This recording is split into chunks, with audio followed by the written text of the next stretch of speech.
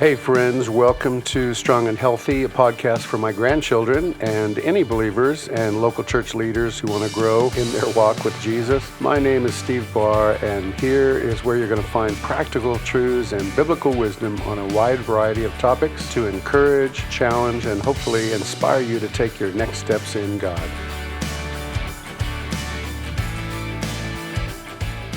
Welcome back, friends. It's so good to be with you again. We are on the third part of our series of how to raise up leaders. We've talked about, are leaders followable? Are you followable? Somebody that people would willingly fall in line behind and learn from you and receive from you.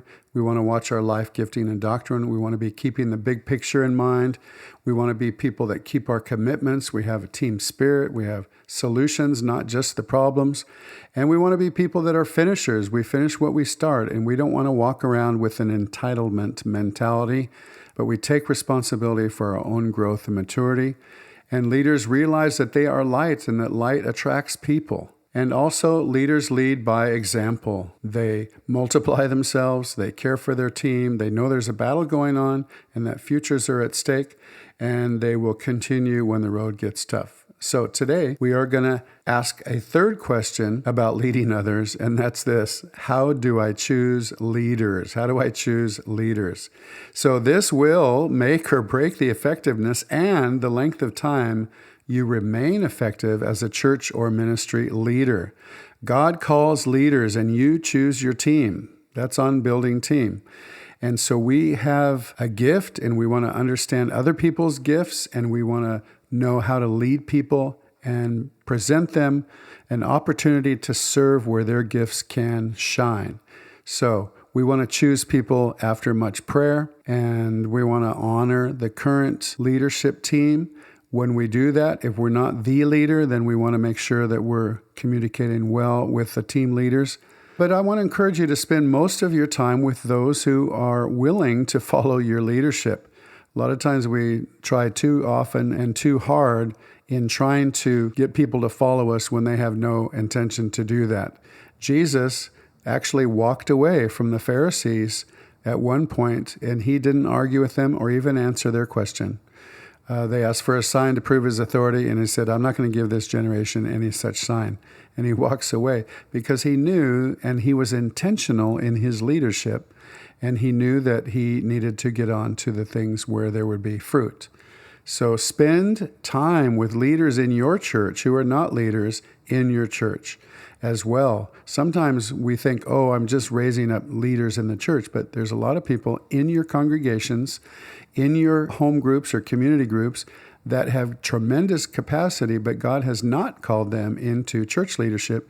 He's called them into leadership in the world, whether it's in business or in medicine or in education or the arts. There's all kinds of places that God calls people. So, how to raise up leaders? I want to encourage you to do what Jesus did. He spent the whole night in prayer with the Father, and then he chose his first disciples. So we want to do this by the Spirit, not just in our human thinking. Sometimes we miss people, and so we want to know what God is thinking in this. God says no person after the flesh, but we want to see people how God sees them.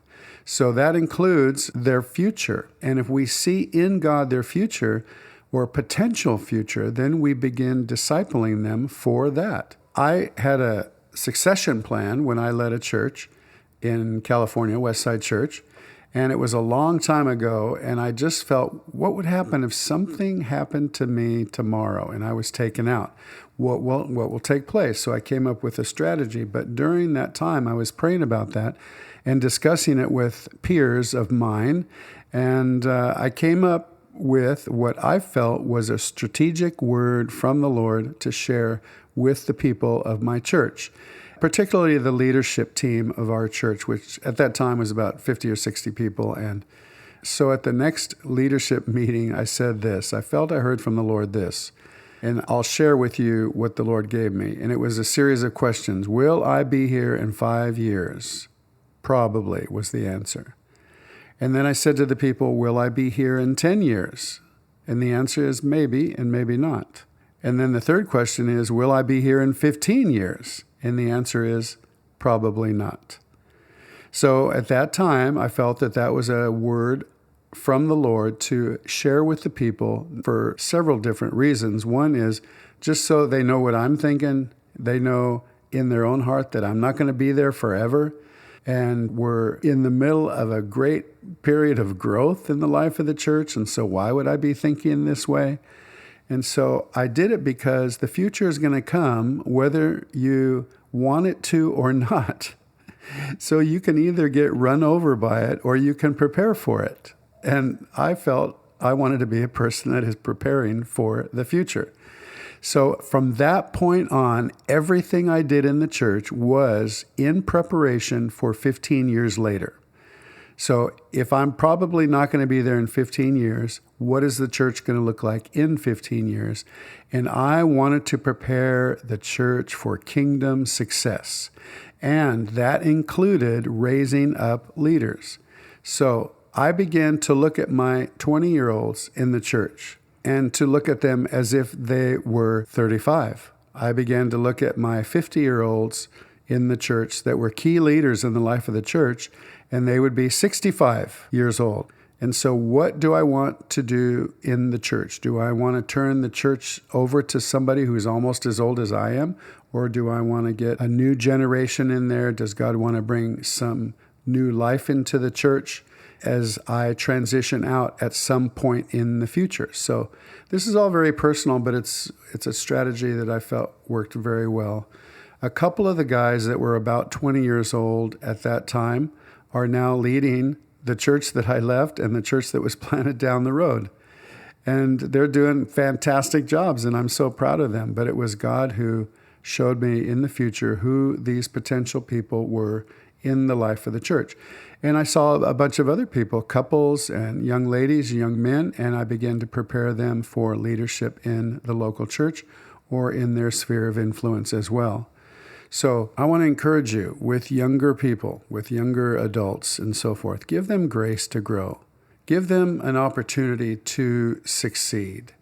Give them a job to do. And then when they don't do it exactly as it should have been done, give them the grace and talk to them about what worked and what didn't work.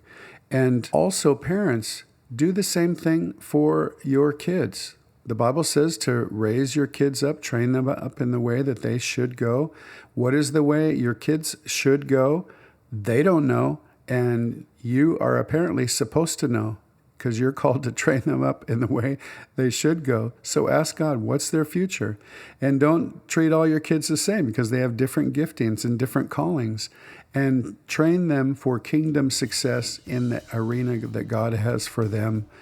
And ask God to show you. Spend time in prayer. Spend time with them and hearing God for them and giving them opportunities as they grow to serve in the life of the church. God bless you guys. Please like and share this, and we will see you next time.